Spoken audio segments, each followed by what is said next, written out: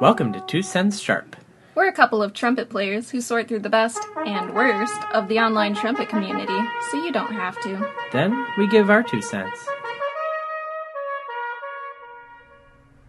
Now that we've finished another set of 3 episodes, we're going to post the full interviews with each of our emerging leaders from this cycle, starting with Yuval Tessman-Bar-On. Due to scheduling conflicts, we weren't able to do a normal recorded interview, so Yuval sent us recordings of her answers to our questions. We loved listening to them, and we know that you will too. Yuval is entering her 4th year of undergraduate studies at McGill University's Schulich School of Music, pursuing a double major in trumpet performance and music history. She has experience performing in symphony and chamber orchestras, jazz ensembles, marching bands, and contemporary ensembles. Yuval has recently performed as a substitute trumpet player in Symphoria, formerly known as Syracuse Symphony Orchestra. Yuval is passionate about connecting issues of social justice and education to her musical endeavors. She is the founder of the Future in Music program, a mentorship program that is focused on promoting access to high-quality education to brass players who are members of underrepresented groups or may not have such access. Yuval also volunteers with the International Women's Brass Conference, working on the social media committee and doing historical research for the Mentor Monday series.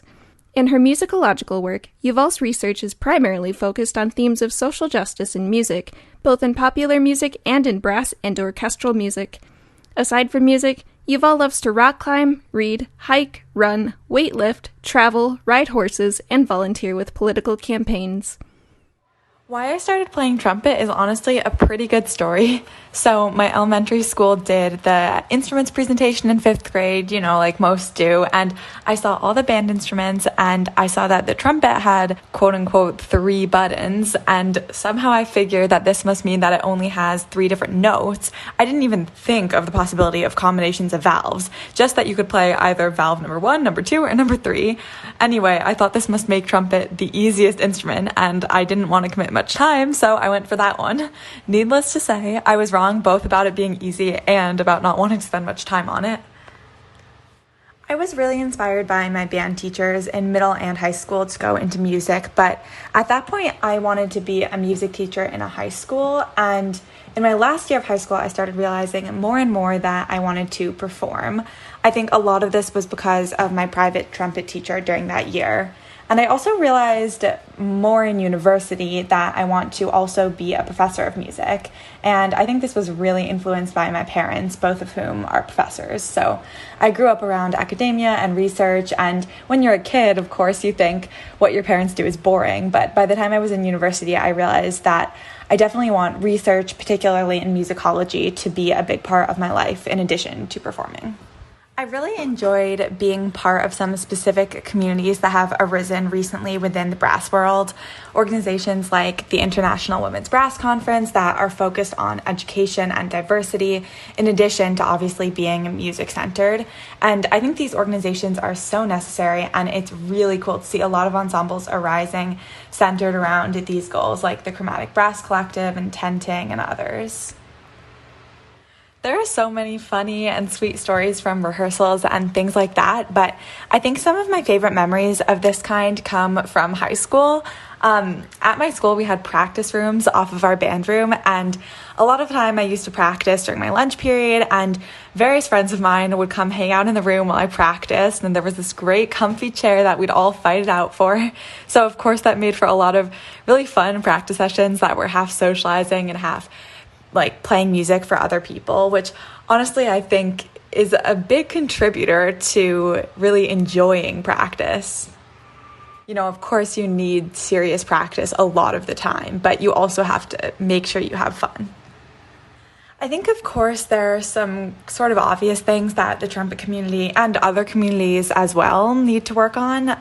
We need to diversify the people being hired for high-level trumpet positions while also avoiding tokenism. We need to play music that's written by people other than white men. We need to avoid gatekeeping. I think there's a lot, but I also think the trumpet community has to make the changes that the world in general has to make. Like, it's not this different niche spot. The world is making a lot of changes in a really good way, and the trumpet community needs to do the same thing. I think it's interesting to think of our role as trumpet players in the public arena as ambassadors of the arts. And I think for me, even more important than my role as a trumpet player making me an ambassador, it's my role as a young woman trumpet player with a lot of my musical and musicological work tied up in social justice. That's what gives me a responsibility to my community to be an ambassador. I feel a responsibility to work to be the most prepared person in the room, the kindest and most welcoming and friendliest person in the room, and to always be ready to perform to the best of my ability. And being a feminist and being passionate about social justice is such an important part of my identity. And it's a perspective that I think is so necessary in the trumpet community that I also want to imbue all of my work in music history, in performance with themes of social justice. I just think it's something I cannot ignore. In my approach to being a leader in the trumpet community, I try to balance both being a student and trying to lead as I'm learning. I don't think it's necessary to wait until you're quote unquote fully established as a trumpet performer or as a teacher to start working toward other goals of leading the way for others. I'm always aiming to be lifting as we climb. Which I know is a quote from Mary Church Terrell. And right now, I'm a student myself, and I have so much to learn. So there are a lot of contexts in which I'm being mentored.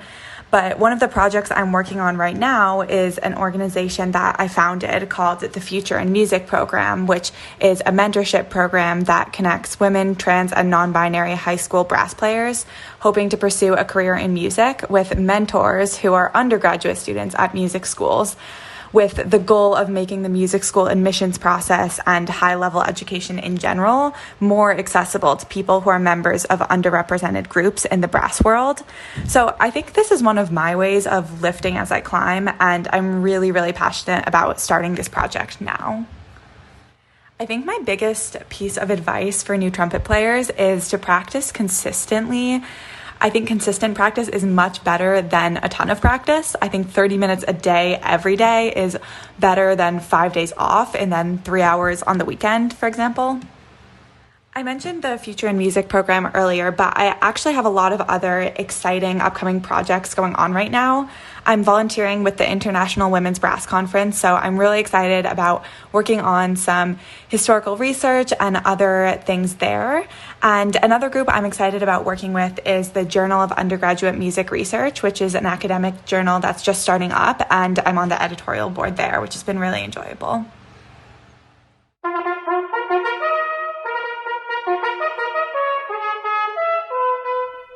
Thank you so much to Yuval for your wonderful thoughts. We had lots of fun hearing from you.